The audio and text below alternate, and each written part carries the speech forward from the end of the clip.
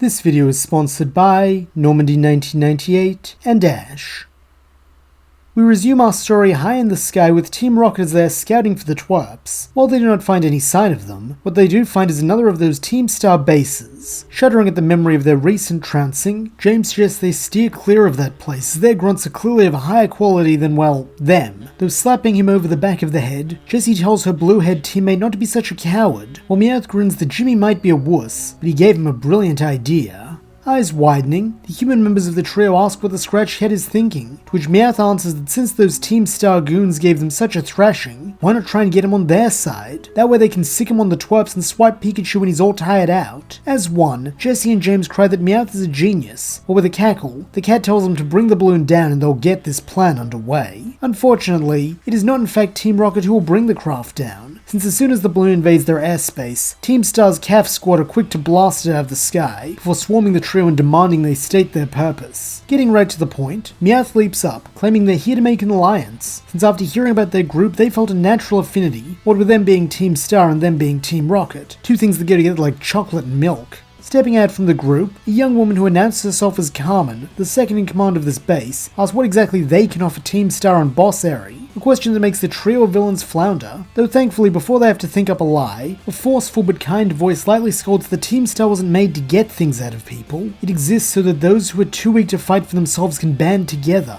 At once Jessie, James and Meowth all nod vigorously, stating with no shame at all that they're the biggest losers these Team Star guys will ever meet. Heck, their track record against the twerp is 0 out of over 1,000. As they do this, they all look up at the one who had scolded Carmen, seeing her to be a tall young woman with flowing silver hair and only face paint that honestly frightens them a little bit. Though in contrast to her scary demeanor, the girl smiles softly at them as she introduces herself as Eri and invites them to stand. Leaping up, the villainous triad all thank her obsequiously, while in a kindly and slightly concerned voice, Eri questions just who they need protection from. Who is this twerp? With this being just what they had hoped she'd ask, as one by one they begin laying it on thick, telling tales of a cruel world champ who habitually terrorizes them, hunting them down week after week for as long as they can remember to use as his punching bag and training for his Pokemon, while they've never done him a single wrong. This is just the right string to pull with Eri, who is all too familiar with the tactics of bullying. And so adopting a solemn expression, vows the Team Star will rise to the occasion and help them confront their tormentors, while all around them the members of CAF Squad begin making their signature star pattern in the air to indicate their readiness. Naturally, this makes Team Rocket grin evilly, and while they do not say a word, when their eyes meet they all share a thought. Now the twerp really needs to prepare for trouble.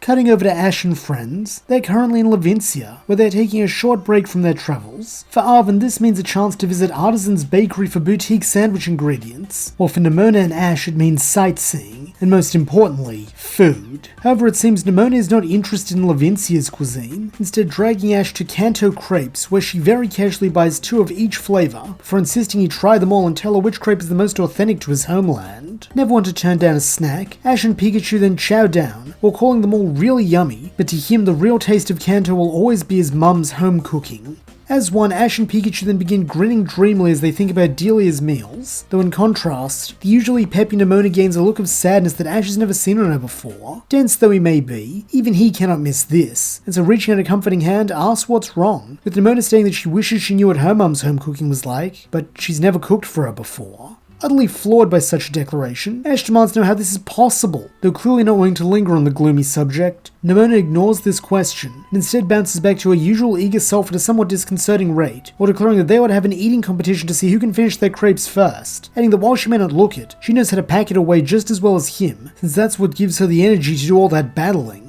Grinning now, Ash replies that she's on, but before they can begin, a new voice joins the conversation, that of Arvin as he strolls into view with several large bags of shopping, and announces that he's found the salty herba mystica, so they need to head up into the nearby canyons right now. Huffing at this abruptness, Nimona protests that they really don't, since that dusty old plant's been there a bazillion years, so it can wait until she and Ash have had their competition. However, it seems that Arvin does not view it that way, growing heated as he scowls that she's such a spoiled brat. Not everyone's gonna stop what they're doing just because she wants it. Though glowering right back at him, Nimona retorts that he should remind himself that, since she doesn't see why she and Ash should have to drop what they're doing just when it's getting fun. Vein pulsing in his temple now, Arvin growls he doesn't have time for fun. He's doing something important, so they can either get up or he'll go alone, since he can't afford to waste a single moment. Worriedly, Ash urges the model-head youth to wait since he might run into another Titan Pokemon, though flatly, Arven states that he doesn't care, turning his back on his companions and storming off. Still scowling, Nemona tells Ash this is good riddance to bad Trubbish, since now they can have their awesome battle adventure without Grumpy Pants dragging them down. Though refusing to forsake a friend, Ash cries out to Arven that he's coming too, while Pikachu leaps back onto his shoulder, and seeing that the choice has been made for her, Nemona follows, her only comfort being that she might get to face off with another huge Pokemon.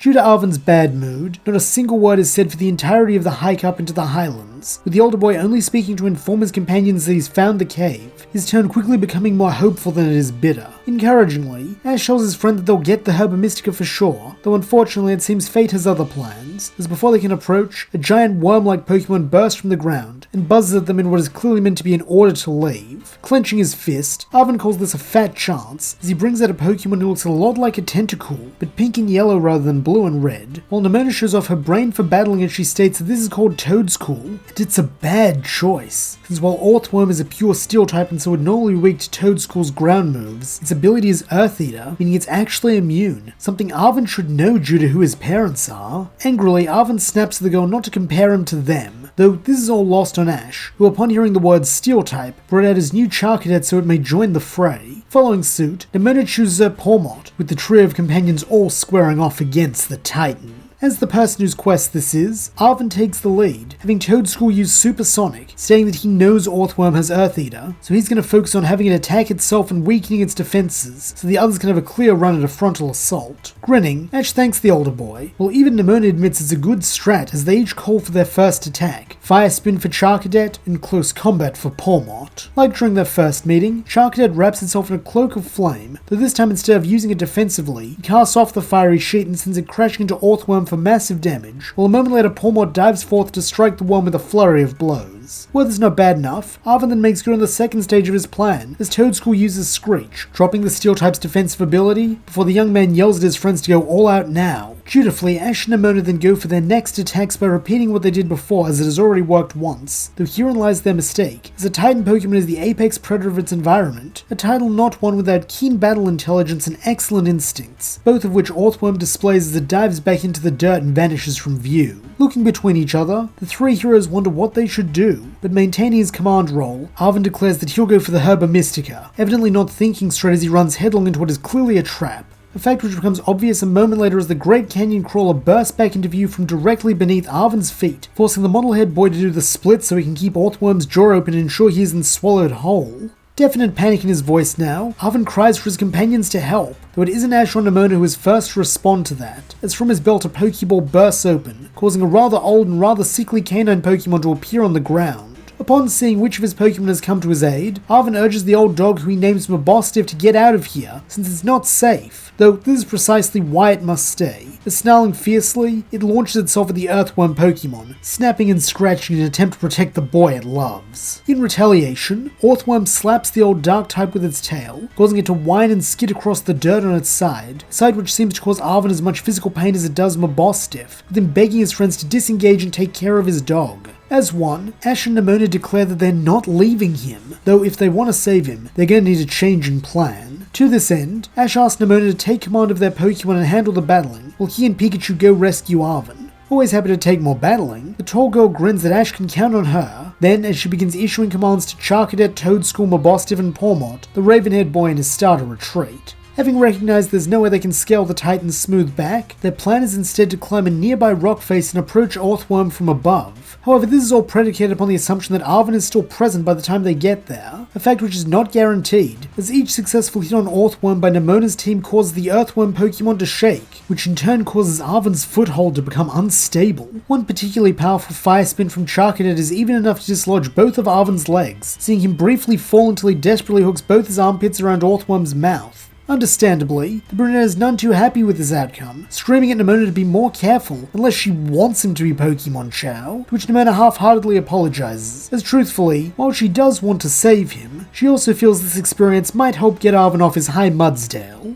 Nonetheless, she does pull back a little, swapping to moves that aren't super effective, and buying Ash and Pikachu the time they need to reach the highest mesa. Taking hold of a sturdy-looking desert vine, Ash then begins scaling down the side of the rock face, while holding out a hand for Arven to grab so he can pull him up. Unfortunately, even with his natural rope, they are still too far apart, and so putting all his faith in his little buddy, Arven hoists himself into the air, abandoning any hope of catching himself if he falls. However, this is not a concern, as kicking off the rock, Ash lunges and grabs Arven's wrist, with the boys gripping each other tight as they smack back against the rocky cliffside. Nonetheless, Arven has nothing but thanks for Ash as they both scale back up with Pikachu's help tugging the vine. Grinning, Ash replies there's what friends are for as he pats his companion on the back, unconcerned that from the chest down he is covered in orthworm slobber, as he's just glad that he's okay. Speaking of okay, now that Arven is clear of the steel types more, Nemona takes this as permission to go all out, and so orders the Pokemon to come together for a joint move that sends orthworms soaring, ending the fight. Hopping back down to the canyon, Ash and Arven then both thank the girl while praising their Pokemon, with Arven taking an extra moment to hug Mabostiff as he thanks it for trying to protect him, though in its current condition, he'd just rather it be safe, earning him a nuzzle from the old boss hound and an affectionate lick on the cheek.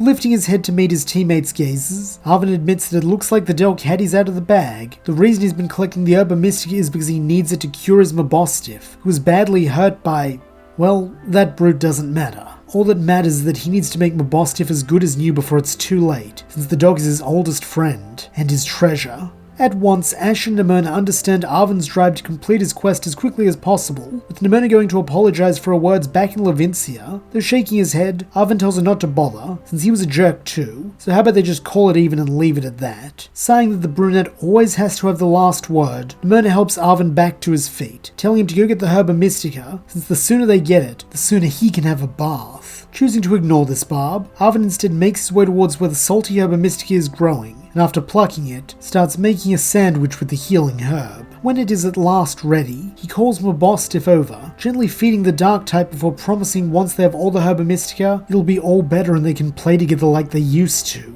However, here a new voice speaks up, the all too familiar one of Jessie, as she assures him there's no need to go foraging for plants, since a rare Pokemon such as that will receive all the tender care it deserves once it is in the hands of Team Rocket. And as Ash, Arven and Nemona all look skyward, they see the top of the gorge is not only inhabited by the magenta-haired woman, but also by dozens of Team Star grunts, all of whom are glaring down at the trio, with a quick scan of the area revealing the disquieting truth that they're completely surrounded. And that's where we'll leave things. How will Ash and Co get out of this jam? Can they convince Team Star that they are not the real enemy? And will Arven be able to recover the rest of the Herba Mystica in time? Find out as the journey continues.